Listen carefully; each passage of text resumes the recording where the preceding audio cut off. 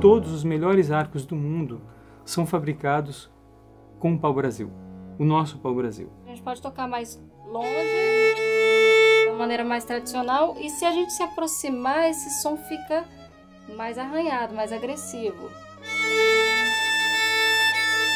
O cavalete ele é recortado de tal forma que quando a gente pousa o arco sobre cada corda, a gente pode tocá-la sem esbarrar nas outras. Porque se ele fosse plano, como é o violão, as 4 cordas seriam tocadas simultaneamente. Com isso, nós temos a possibilidade de tocar 1, 2 ou, dependendo da pressão, 3 cordas ao mesmo tempo. E às vezes até 4. Então, essa é uma peculiaridade dos instrumentos de cordas friccionadas.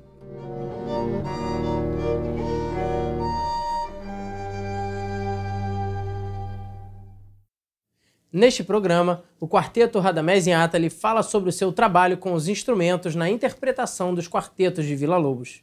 Esses instrumentos, que em grupos maiores formam a base da orquestra sinfônica, são descendentes das antigas vieles que chegaram à Europa pelo Oriente Médio. Esses formam uma família do mesmo instrumento, com diferentes tamanhos, do menor, mais agudo, ao maior, o mais grave, o violino, a viola, o violoncelo e o contrabaixo, que encontramos na orquestra sinfônica. Como já foi dito nos programas anteriores, Villa-Lobos começou estudando com o violoncelo. Porém, ele era muito pequeno. Então, o seu pai Raul teve uma ideia, uma brilhante ideia, de adaptar a viola para o pequeno Turru poder estudar seu violoncelo. Fernando. Pois é, imagina só um menino de 6 anos de idade atrás de um instrumento tão grande como esse. Ele ia ficar como, Hugo? Ele ia ficar mais ou menos assim. Imagina, não ia dar muito certo, né? Escondidinho.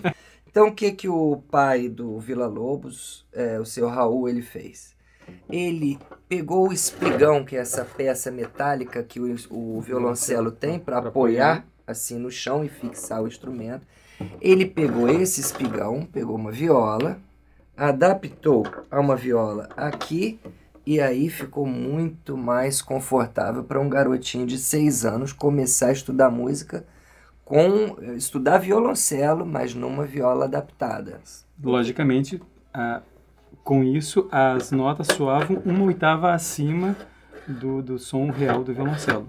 Que a afinação sua, Lá, Ré, Sol, Dó, a minha também, só que a minha não tá. Quer ver o meu Lá, Ré, Sol, Dó? Ré, Sol, Dó. Já os violinos são um pouquinho diferentes. Por serem menores, eles têm o som mais agudo.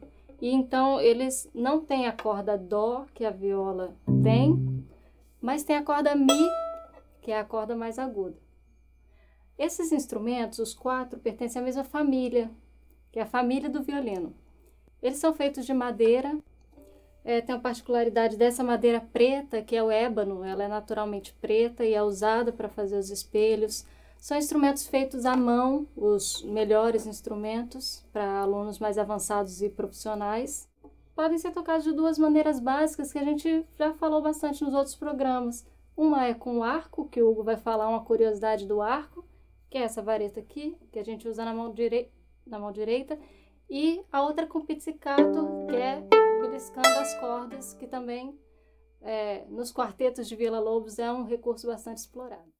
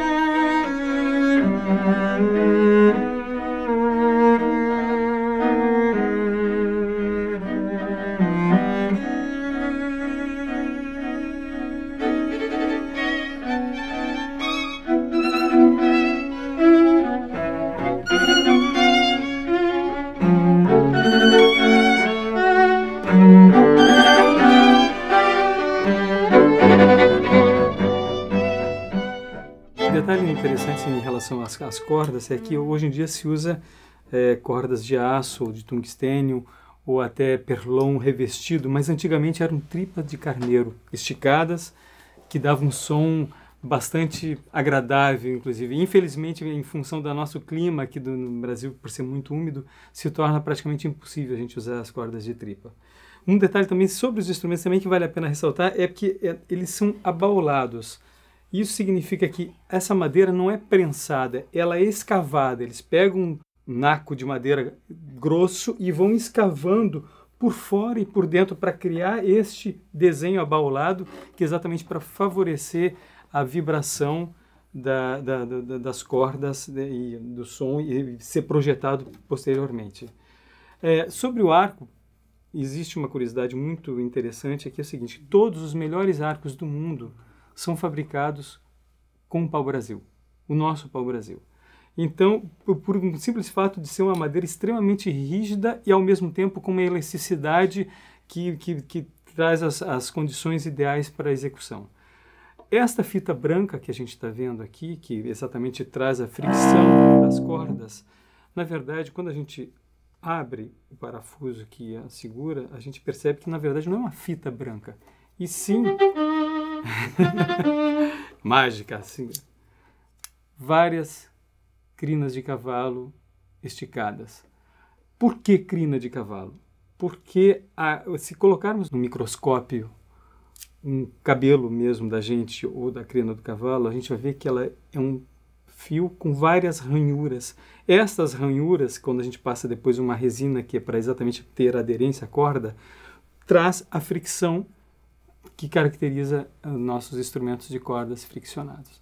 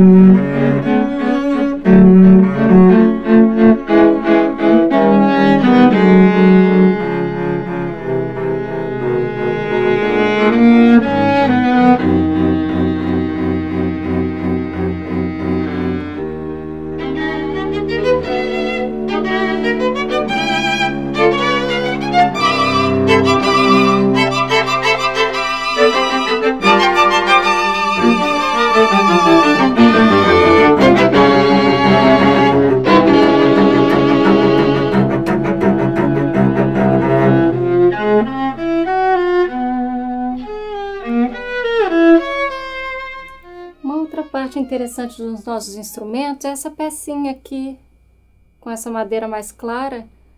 Essa peça se chama cavalete. Ela não é presa no instrumento, ela é solta. Se eu soltar todas as cordas, ela cai. E ela serve justamente para sustentar as cordas, né, dar o apoio. E aqui no cavalete, a gente pode tirar uns recursos sonoros com ele, né? Dependendo de como a gente toca. A gente pode tocar mais longe, de uma maneira mais tradicional. E se a gente se aproximar, esse som fica mais arranhado, mais agressivo. Parecendo uma guitarra. É o ponticello, né? Isso, esse efeito se chama o ponticello, sul-ponticello. A gente tem um outro acessório interessante, que é bastante usado por vários compositores e por Villa-Lobos, seus quartetos, que é a surdina. É uma pecinha que é colocada sobre o cavalete, né, para produzir um outro efeito sonoro. Essa minha surdina aqui é só eu empurrar, mas... E Villa-Lobos usa ela de uma maneira interessante para imitar o som da cornamusa, e ele fala surdina virada, que então, ao invés de colocar sobre o cavalete, se colocaria na lateral. E isso imitaria o som desse instrumento exótico da era medieval, né? Vale a pena também frisar que o cavalete ele é recortado de tal forma que quando a gente pousa o arco sobre cada corda, a gente pode tocá-la sem esbarrar nas outras. Porque se ele fosse plano, como é o violão, as 4 cordas seriam tocadas simultaneamente. Com isso, nós temos a possibilidade de tocar 1, 2 ou, dependendo da pressão, 3 cordas ao mesmo tempo. E às vezes até 4. Então, essa é uma peculiaridade dos instrumentos de cordas friccionadas.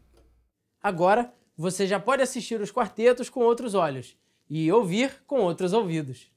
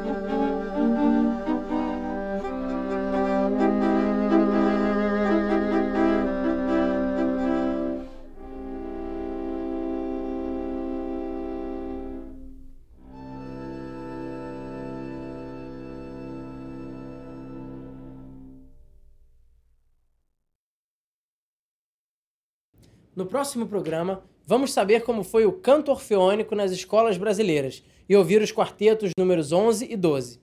Agora, procure mais conteúdo sobre vila na biblioteca da sua escola e na internet. Até a próxima!